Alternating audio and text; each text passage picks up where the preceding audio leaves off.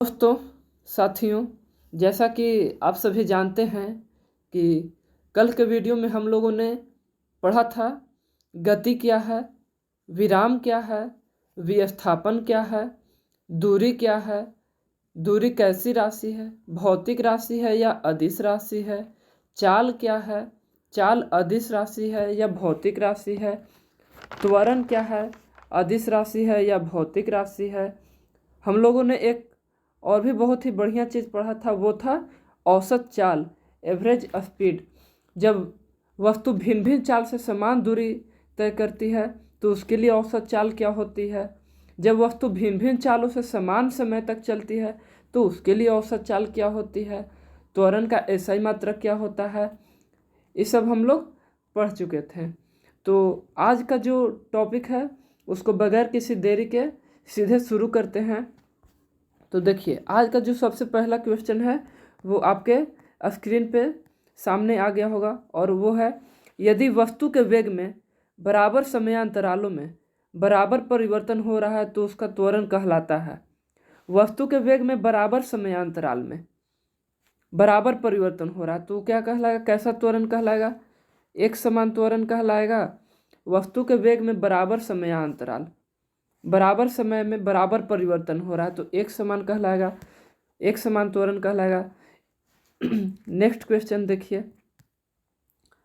अगला क्वेश्चन है, यदि वस्तु के वेग का परिमाण, यदि वस्तु के वेग का परिमाण, वेग का परिमाण कहने का मतलब कि क्या, वेग का परिमाण यानी कि 11 मीटर प्रति सेकंड, 10 मीटर प्रति सेकंड, 9 मीटर प्रति सेकंड, तो ये 10, 9, 8 ये सब क्या है, वस्तु के वेग का परिमाण है और समय के साथ बढ़ रहा है। जैसे 10 से 11, 12, 13 हो रहा है तो वस्तु का त्वरण होता है। त्वरण क्या होगा, जब वस्तु के वेग का परिमाण बढ़ेगा तो वस्तु का त्वरण धनात्मक होगा। तो इसका आंसर धनात्मक हो जाएगा। क्या हो जाएगा, धनात्मक हो जाएगा, पॉजिटिव हो जाएगा। वस्तु का वेग का परिमाण क्या हो रहा है, समय के साथ बढ़ रहा है तो वस्तु का त्वरण भी धनात्मक होगा। यदि वेग का परिमाण घट रहा है, यदि वेग का परिमाण घट रहा है तो त्वरण होता है ऋणात्मक। क्या होगा, ऋणात्मक हो जाएगा। वेग का परिमाण घट रहा है, क्वांटिटी घट रहा है, 11 से 10, 10 से 9, 9 से 8 मीटर प्रति सेकंड ही होते गया तो त्वरण क्या होगा, त्वरण ऋणात्मक होगा। और त्वरण जब ऋणात्मक होता है तो इसी को क्या कहते हैं, इसी को मंदन कहते हैं। इसी को मंदन कह सकते हैं या डीएक्सेलरेशन कहते हैं या रिटार्डेशन कहते हैं। तो देखिए अब आगे नेक्स्ट क्वेश्चन, यदि किसी वस्तु का प्रारंभिक वेग, क्या, यदि किसी वस्तु का प्रारंभिक वेग u तथा त्वरण a हो, क्या हो, त्वरण a हो, और वस्तु द्वारा s दूरी चलकर t सेकंड पश्चात, मतलब t सेकंड के बाद उसका अंतिम वेग, उसका अंतिम वेग भी, अंतिम वेग भी हो जाए तो निम्न में से कौन सी समीकरण सत्य है। तो निम्न में से सभी समीकरण सत्य हैं, निम्न में से सभी समीकरण सत्य हैं।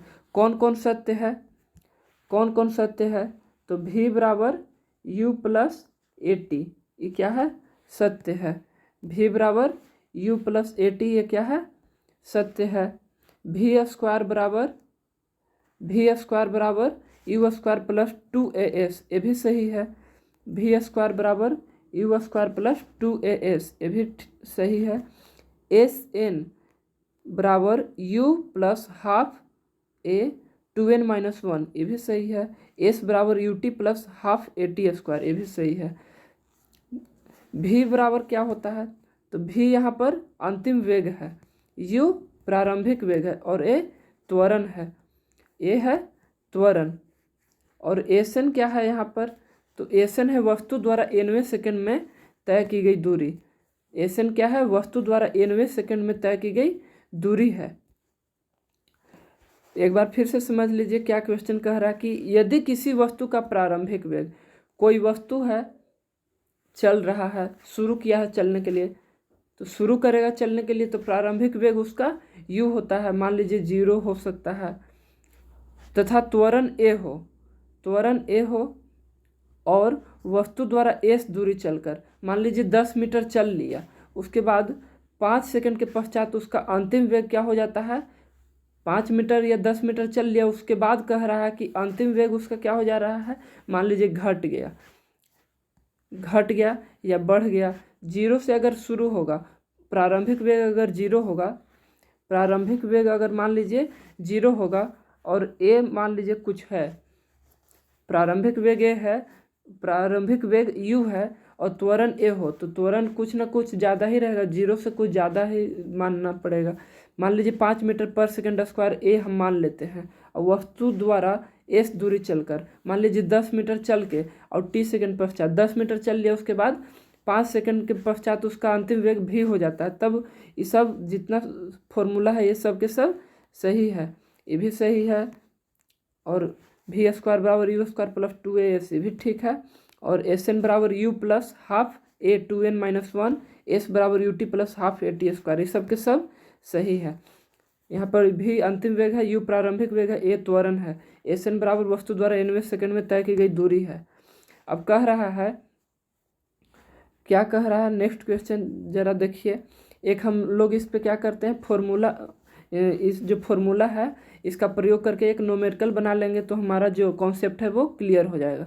सबसे पहले बात ये भी याद रखना है कि जो 4 गो आप फॉर्मूला पढ़ रहे, 4 गो आप क्या पढ़ रहे, समीकरण देख रहे हैं स्क्रीन पे, समीकरण कौन दिए हैं, तो गैलीलियो दिए हैं। इसका नाम है क्या, तो Galileo equation for uniformly accelerated motion.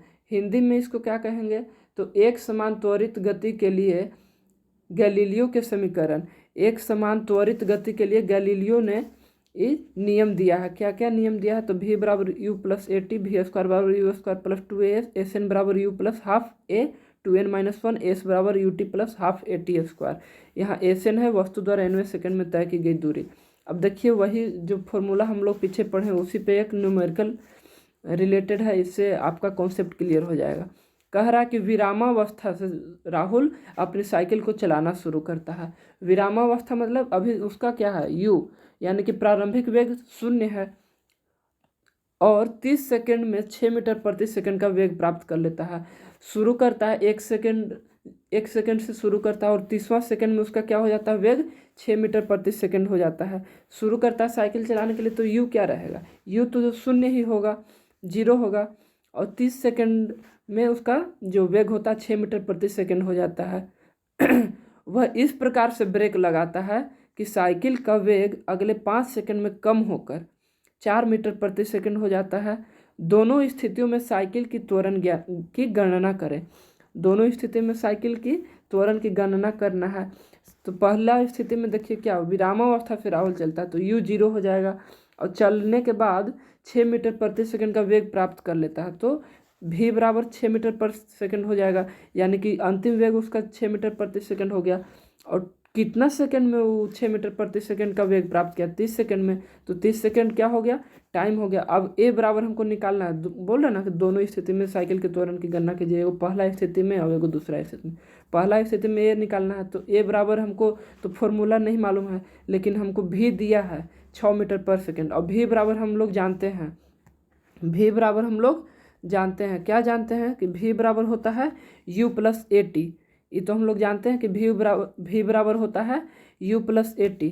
तो v हमको 6 दिया है, u हमको 0 दिया है, और a हमको निकालना है, तो a वैसे ही रहने दीजिए, a को वैसे ही रहने दीजिए, a को वैसे ही रहने दीजिए। अब आगे देखिए क्या है कि 30 से गुना कर देंगे, क्यों, क्योंकि t हमको 30 सेकंड दिया है, तो a बराबर हो जाएगा का 6/30 इज इक्वल 1/5, 0.2 मीटर पर सेकंड स्क्वायर आ जाएगा गुना भाग करने के बाद। अब देखिए नेक्स्ट क्वेश्चन, जो पहला स्थिति था, अब दूसरा स्थिति कैसे है, तो दूसरी स्थिति में क्या हो जाएगा, u बराबर 6 मीटर पर सेकंड और t बराबर 5 सेकंड। u बराबर, देखिए दूसरी स्थिति में आगे पढ़िए, 30 सेकंड में 6 मीटर पर सेकंड का वेग प्राप्त करता है, वही इस प्रकार से ब्रेक लगाता है, साइकिल का वेग अगले 5 सेकंड में कम होकर, अगला 5 सेकंड में क्या होता है, कम ही होता है। तो अगला 5 सेकंड ही क्या हो गया, अगला जो दूसरी स्थिति में हम जो समीकरण निकालेंगे उसमें हमको ये 5 सेकंड क्या टाइम के रूप में काम करेगा, और 4 मीटर पर सेकंड है ये क्या किसके रूप में काम करेगा, कम होकर 4 मीटर पर सेकंड हो जाता है। यानी कि अंतिम वेग हो जाता है 4 मीटर पर सेकंड, अंतिम वेग होता है 4 मीटर पर सेकंड। और प्रारंभिक वेग वह क्या रहेगा, प्रारंभिक वेग 6 मीटर पर सेकंड रहेगा। क्यों, क्योंकि साइकिल का वेग अगले 5 सेकंड में कम होकर, अगले 5 सेकंड में कम हो रहा है, कहाँ से कम हो रहा है, 6 मीटर पर सेकंड है और 5 सेकंड में कम हो रहा है 4 मीटर पर सेकंड। तो प्रारंभिक वेग 6 मीटर पर सेकंड हो गया दूसरा स्थिति के लिए, और अंतिम वेग 4 मीटर पर सेकंड हो गया। अंतिम वेग और अगर अगला समय 5 सेकंड में कहेगा तो हो सकता है कि 0 हो जाए, लेकिन अभी तो है 5 सेकंड में क्या 4 मीटर पर सेकंड, और इसके पहले 6 मीटर पर सेकंड था। तो 6 मीटर पर सेकंड अब क्या हो गया है, u हो गया है, प्रारंभिक वेग हो गया है दूसरी स्थिति के लिए। तो देखिए u बराबर 6 मीटर पर सेकंड, u बराबर हो गया है यहाँ पे 6 मीटर पर सेकंड हो गया है, u बराबर हो गया है 6 मीटर पर सेकंड, और t बराबर 5 सेकंड दिया हुआ था। अब v बराबर 4 मीटर पर सेकंड, a बराबर निकालना है, फिर से वही फॉर्मूला लगा देंगे, v बराबर u प्लस ए टी हम लोग जानते हैं। तो u हमको दिया है, अथी u हमको दिया ही है 6 और v दिया है 4, तो 4 बराबर 6 प्लस a मल्टीपल 5 इतना कर देंगे, 4 में से 6 घटा देंगे बराबर 5a, तो a बराबर हो जाएगा -2/5, a बराबर 0.4 मीटर पर सेकेंड स्क्वायर। अब देखिए नेक्स्ट क्या कह रहा है, यदि कोई वस्तु एक सरल रेखा में एक समान वेग से गति करती है, क्या है, कोई वस्तु है और सरल रेखा में एक समान वेग से गति करती है, कोई वस्तु एक सरल रेखा में एक समान वेग से गति करती है, क्या है, कोई एक वस्तु है और सरल रेखा में एक समान वेग से गति करती है, गति कर करके यहाँ तक पहुँच गई, उसका विस्थापन समय ग्राफ होता है। तो विस्थापन समय ग्राफ देखिए क्या होगा, सरल रेखीय होगा, क्या हो जाएगा, सरल रेखीय। कोई वस्तु है और एक सरल रेखा में एक समान वेग से, एक समान वेग से क्या है, आगे बढ़ते जा रहा है, आगे बढ़ते जा रहा है, तो क्या होगा, उसका विस्थापन समय ग्राफ क्या होगा, इधर है क्या विस्थापन है, इधर है क्या विस्थापन, और नीचे क्या रहेगा, समय रहेगा, नीचे क्या रहेगा, समय रहेगा। और ये ऐसे वस्तु आगे आगे जा रहा है, इधर वस्तु आगे जा रहा है, इधर विस्थापन हो गया, इधर समय हो गया, तो क्या है, ये सरल रेखा है एगो, तो सरल रेखीय हो जाएगा, सरल रेखीय हो जाएगा। नेक्स्ट क्वेश्चन देखिए, दिए गए विस्थापन समय ग्राफ से पता चलता है कि जो पीछे ही वाला क्या दिया है, विस्थापन समय ग्राफ जो आप देख रहे हैं, ये जो विस्थापन समय ग्राफ देख रहे हैं यही से क्वेश्चन कर रहा है। आगे फिर से हम समझाने के लिए यहीं पे आएंगे। चलिए, विस्थापन समय ग्राफ से पता चलता है कि वस्तु ए की चाल वस्तु बी के चाल से अधिक है, वस्तु ए की चाल वस्तु बी के चाल से अधिक है। वस्तु ए है कौन, ये वाला है वस्तु ए, वस्तु ए की चाल कौन है, ये वाला वस्तु ए है की चाल, और वस्तु बी है। तो इधर क्या है, डिस्प्लेसमेंट है, क्या है, डिस्प्लेसमेंट इधर है, और इधर है टाइम, डिस्प्लेसमेंट इधर है और इधर है टाइम। तो मान लीजिए यहाँ पर कितना है, यहाँ पर 40 मीटर डिस्प्लेसमेंट है और यहाँ पर 30 मीटर डिस्प्लेसमेंट है, यहाँ पर 20 मीटर डिस्प्लेसमेंट है। नीचे क्या है, यहाँ पे 1 सेकेंड है, यहाँ पे 2 सेकेंड है, बहुत गिजी बिजी हो गया है, यहाँ पे 1 सेकेंड है, यहाँ 2 सेकेंड है, यहाँ 3 सेकेंड है, यहाँ पे मान लीजिए कुछ है, इधर डिस्प्लेसमेंट है। तो यहाँ पे मान लीजिए कि बराबर समय रहेगा, यहाँ पे तो मान लीजिए अगर 5 है, यहाँ 10 सेकेंड है, तो 10 सेकेंड यहाँ पे इसके लिए और 10 सेकेंड यहाँ पे इसके लिए, तो ये तो कम दूरी न तय करेगा, ये तो कम दूरी तय करेगा इसके मुकाबले, कम दूरी तय करेगा तो इसका क्या हो जाएगा, कम दूरी तय करेगा तो देखिए किसका चाल अधिक रहेगा, जो ज़्यादा दूरी तय करेगा कम समय में उसका चाल, तो ए का चाल अधिक होगा, तो वस्तु ए की चाल वस्तु बी के चाल से अधिक है, सही बात कह रहा है, गलत नहीं कह रहा है। वस्तु ए की चाल वस्तु बी के चाल से अधिक है। अब कह रहा है कि angle A O X greater than angle B O X. चलिए देखते हैं क्या मामला है। Angle A O X, angle A O X, तो एंगल ए ओ एक्स कहाँ है? एंगल ए ओ एक्स यही ना है, angle A O X greater than बोल रहा था कि angle A O X greater than angle B O X. Angle B O X क्या? एंगल बी ओ एक्स, ये वाला क्या है? एंगल बी ओ एक्स है। ये वाला बी है, ओ है, और ये वाला एक्स है, और ये वाला क्या है? ए और ओ और एक्स। तो ए ओ एक्स बड़ा है, सामने से आप देख रहे हैं कि ए ओ एक्स बड़ा है, तो क्या हो जाएगा? दोनों कथन सत्य हो जाएगा। एंगल ए और वस्तु ए की चाल वस्तु बी की चाल से अधिक है। बाकी दो ऑप्शन गलत है। तो नेक्स्ट क्वेश्चन कह रहा है, नीचे वाला तो सही हो जाएगा ना, बोथ ए एंड बी सही हो जाएगा, बोथ ए एंड बी सही हो जाएगा, ऑप्शन इज करेक्ट। कह रहा है कि विस्थापन समय ग्राफ एक सरल रेखा होती है। नीचे स्टार में क्या कह रहा है कि विस्थापन समय ग्राफ एक सरल रेखा होती है।